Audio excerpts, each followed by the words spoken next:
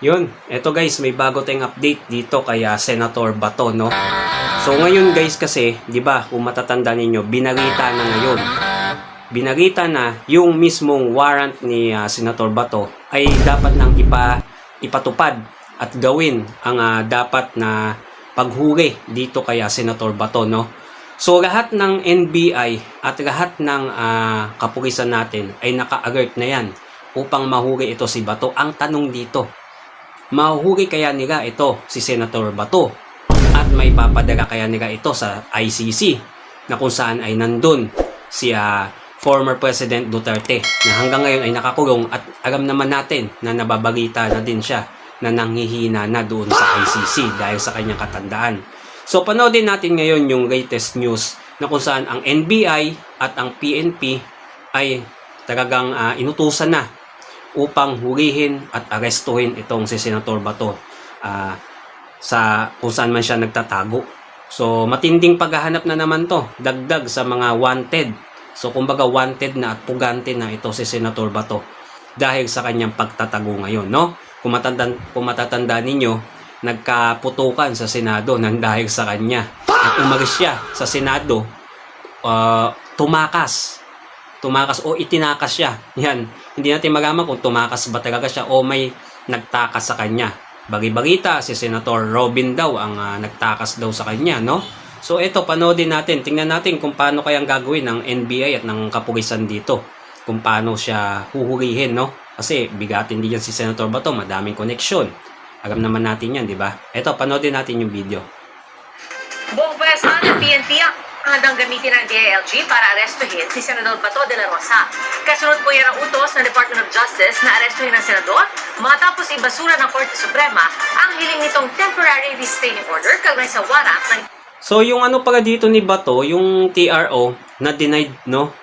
Bakit kaya na denied yung ano dito ni Senator Bato, yung TRO niya? Sa tingin nyo, kumilos kaya ang gagamay daw ni PBBM dito o kung sino man ang gusto magpa-aresto dito kay Senator Bato at madala siya sa ICC. Yan yung sinasabi ng ilan dyan. Baka may gumapang daw. International Criminal Court. Nagbabala rin ng DOJ sa mga posibleng tumutulong kay De La Rosa na magtago. Saksi, si Darlene Kai. Senator Bato is fugitive from justice. And he should be brought to the ICC to face the charges before him. Ipinaaresto na ng Department of Justice sa mga alagad ng batas si Senador Ronald Bato de la Rosa. Kasunod yan ang desisyon ng Korte Suprema na ibasura ang hiling niyang temporary restraining order at status quo ante order para pigilan ang pag-aresto sa kanya. I would like to confirm, one, the Philippine Law Enforcement Agencies, which would include the PNP, the National Bureau of Investigation, are now tasked to effect the arrest of Senator Bato de la Rosa. May hawak na raw silang impormasyon sa kinaroroonan ni De La Rosa. Definitely there are leads. As to the exact leads, I cannot discuss them. First, I'm not privy to those leads. They are available to our law enforcement agencies and to their units, and let them do the work. Hopefully, we do it as fast as we can. Wanted si De La Rosa ng International Criminal Court o ICC bilang... So itong si Bato, alam na daw nila kung nasaan daw. So bakit ayaw pa nila puntahan at hulihin? Baka makatakas pa kung sakaling alam nila, di ba? So mukhang tinatakot lang yata nila dito si Senator Bato. Kasi hanggang ngayon, hindi pa din nahuhuli si Senator Bato. At ang daming mga tao ang gusto talagang mahuli yan si Senator Bato. So sa palagay ninyo guys, payag ba kayo na etong si Senator Bato ay mahuli at dalhin nga sa ICC? So paki-comment nga guys diyan sa ating video. Na sa ganun, malaman ko kung pabor ba kayo dito sa ginagawa ng ating mga kapulisan at ng ating government dito sa pag-aresto nga dito kay Senator Bato dahil nga sa ICC warrant, no?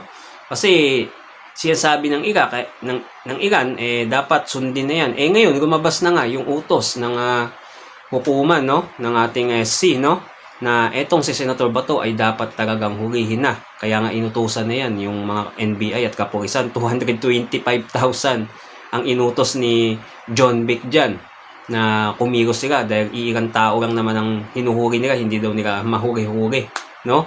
Sa tingin nyo guys, magpapahuli kayo ng buhay ito si Senator Bato? Well, tignan natin. Isa sa mga co-perpetrators sa kasong crime against humanity of murder, kaugnay ng madugong war on drugs ng Duterte administration. Ayon kay DILG Secretary John Vic Remulla, nakahanda silang ipatupad ang utos ng DOJ.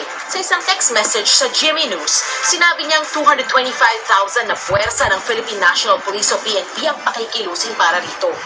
Inalerto na rin ni PNP Chief Police General Jose Melencio Notades Jr. ang mga tauhan ng PNP Maritime Group at Aviation Security Group laban sa posibilidad ng paglabas ng bansa ni De La Rosa. Ayon sa ulat ng GMA News Online, partikular na pinababantayan ang tinatawag na Southern Backdoor o yung dulong katimugang bahagi ng Pilipinas. Ang PNP Criminal Investigation and Detection Group o CIDG, hinihintay na lang daw ang go signal ni Natates para ipatupad ang arrest warrant. Ngayon, signal na lang pala ang kailangan kay Nartates, no? Etong si Senator Bato, hindi yan basta-basta magpapahuli dyan talaga. Tingin ko, baka lumabas talaga ng bansa to, kailangan bantayan nila yung backdoor. Kasi may possible na dumaan talaga yung mga kagaya niyan, mga pinaghahanap ng batas, kagaya nila Atong Ang. Diba? Na nababalitan na nasa ibang bansa na nga si Atong. Yun, posible din na gawin din ni Senator Bato yan kung ayaw talaga niya magpahuli, diba? At ayaw niya magpadala sa ICC. Kasi kung iisipin nyo, kung madadala siya sa ICC, yung kanyang pamilya, mahirapan yun na dalawin siya kasi mahigpit doon sa ICC. Hindi basta-basta, di ba? Kagaya kay Duterte. Yung pamilya ni Duterte, kahit nga si Robin, pinapahirapan upang makadalaw. At hindi basta-basta pwede ka kumuha ng picture, magdala ng cellphone, di ba? Pati mga pagkain, di ba? Ganun, yan yung kinakatakot niya ni Senator Bato, kaya hindi yan nagpapahuli, no? Hindi yan siya basta-basta magpapakita. There is an order already and the CPNP has directed us. Gagamitin namin ang buong unit po ng CIDG for every region and every province. Wala naman po tayong pinipili, big or small, lahat po yun ay ini-implement namin at our cost. Nakikipag-ugnayan na rin daw sila sa iba pang law enforcement agencies. Susunod din daw sa utos ng DOJ ang NBI. Ayon kay NBI Director Melvin Matibag, isasagawa nilang pag-aresto ng naaayon sa mga alituntunin. Ang mga abogado ni De La Rosa, kwinestyon ang pagpaparesto ng DOJ sa senador. What law are you invoking in the spirit of fair play and due process and even humanitarianism? Hindi po nila pwedeng i-effect ang isang inactionable na warrant through misrepresentations. We have to respect our constitution, we have to respect customary international law, and we have to respect treaty law in this regard. Malinaw daw na Yan, talagang ano yan, yung mga abogado ni Bato, no? Ni Senator Bato ay talagang ipagtatanggol talaga nila yan, yung kanilang kliyente. Dahil ayaw talaga yan magpahuli yan, Senator Bato. Kasi ayaw niya talagang madala sa ICC. Pwede nga kung pwede dito. Ngayon, DOJ na nagsabi, bakit ayaw niyang lumabas at magpa-aresto na, no, di ba? Sa tingin niya, natatakot pa din kaya siya na dalhin sa ICC? Baka iniisip ni Senator Bato na dalhin siya sa ICC, kaya sa tingin nyo, kaya ayaw niya magpahuli, di ba? Comment down below kayo sa video natin. Huwag nyo din kalimutan mag-subscribe. Nang sa ganun, lagi kayong updated, no, sa ating mga susunod pang mga video. So yun lang. Salamat sa panonood.